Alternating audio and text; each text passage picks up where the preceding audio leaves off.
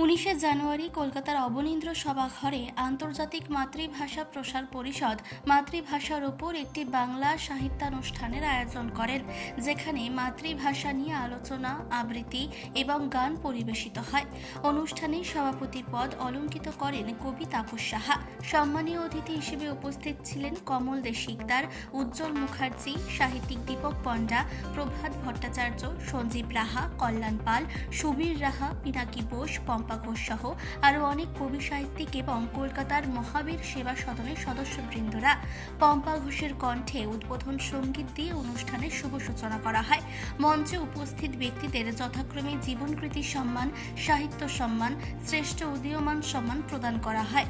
বিকলাঙ্গদের সেবায় শ্রেষ্ঠ আসন পান কলকাতার মহাবীর সেবা সদন সংস্থার চেয়ারম্যান সুনন্দ দত্ত বলেন, বাংলা ভাষার জন্য আমরা আগামী দিনে আরও ভালো ভালো কাজ করব। শতাধিক কবি ও সাহিত্যিকদের উপস্থিতিতে অনুষ্ঠানটি প্রাণবন্ত হয়ে ওঠে।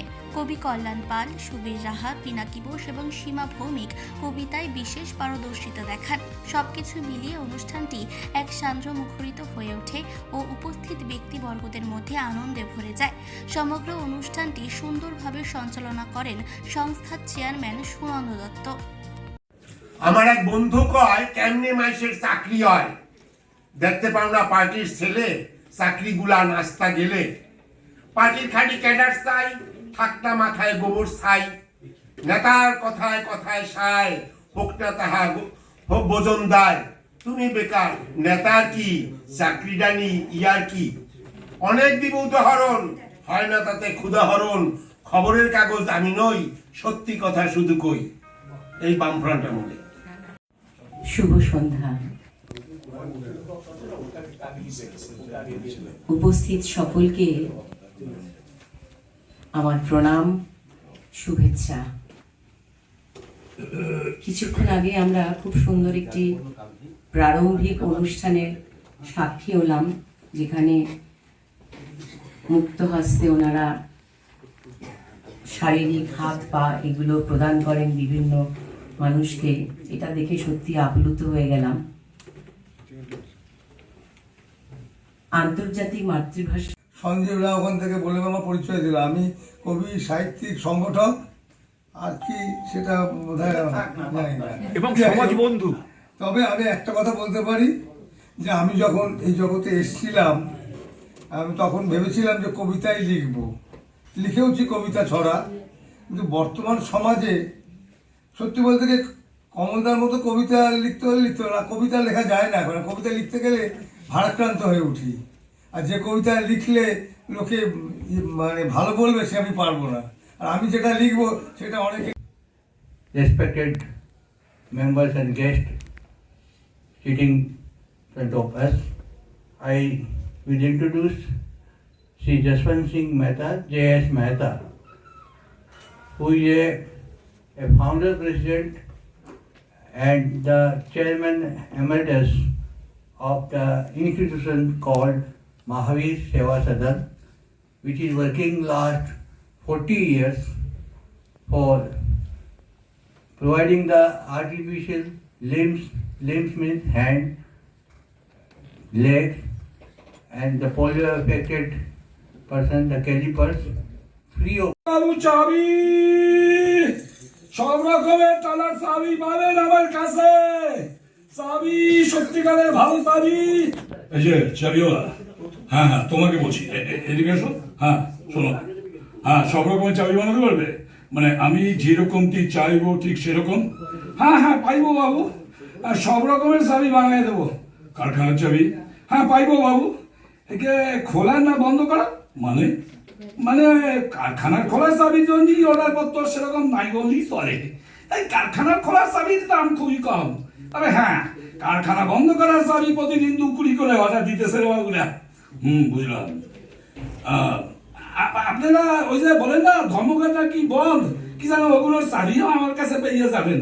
সত্যি কথা বলবো কি, ওই 24 ঘন্টা বন্ধের বিক্রি ভাড়াটা এখন খুবই কম। সে কি বন্ধ তো এখন বছরে প্রায় 15 থেকে 20 খানা হয়। একটু ভুল বললেন বাবু, সারা বছরে মিলায় মিশে বন্ধ এখন প্রায় 25টা, তাই মধ্যে 12 ঘন্টার বন্ধ 20টা। বন্ধ করে করে দেশটায় ঝুল। আমি বলবো বাবু, আর একটা চাবি আপনি ড্যানিয়াল অটোমোবাইল বানানোর জন্য বানিয়ে দিতেছি, ওটা ফিরিয়ে দিচ্ছি। আশ্চর্য, যে নাম আমি খাতা না দেখে বলতে পারছিলেন না, সে নামটা তুমি কি করে জানলে?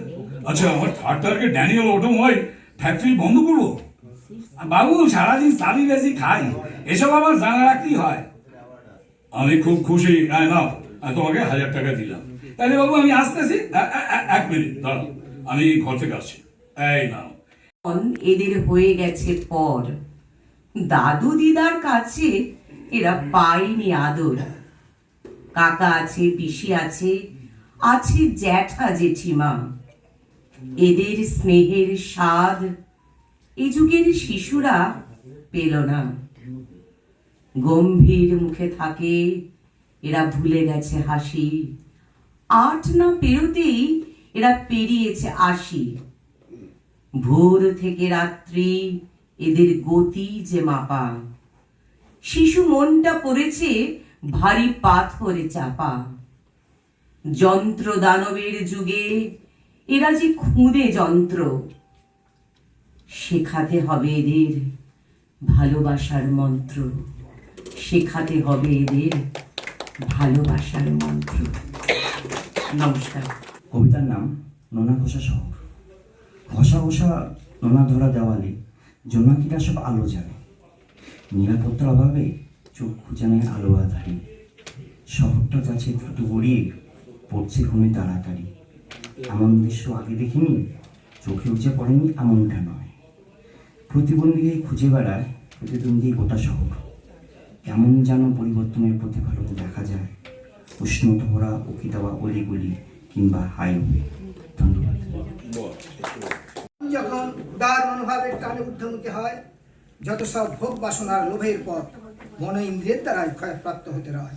অতি গভীর মনের দূরদর্শিতার আকর্ষণে যখন আত্মজ শক্তি প্রকাশ ঘটে, তখন আধ্যাত্ম চেতনার স্রোতে মন মিশে যায়। তখন মনের চলমান গতিপথ পাল্টে যায়।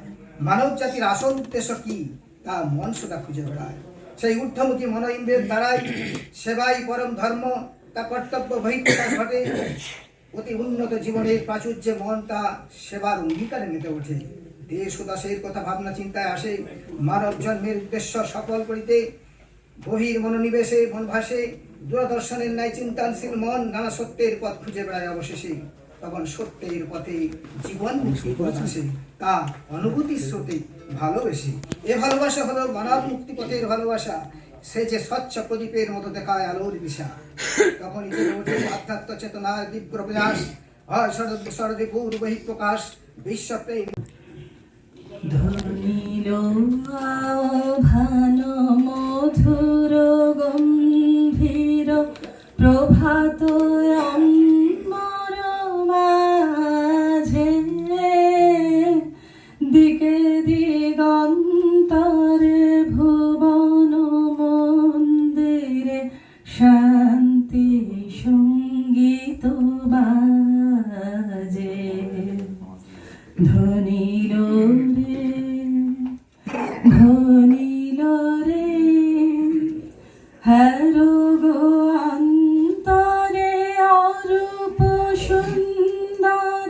নীল রে কলুষ কলমশ বিরোধ বিদ্বেষ হোক নির্মল হোক নিঃশেষ। চিত্তে হোক যত বিঘ্ন অপগত, নিত্য কল্যাণ কাজে। কলকাতা অবনীন্দ্র সভাঘর থেকে মানসী বসুর রিপোর্ট, চেতনা বার্তা। জেগে থাকে, জাগিয়ে রাখে।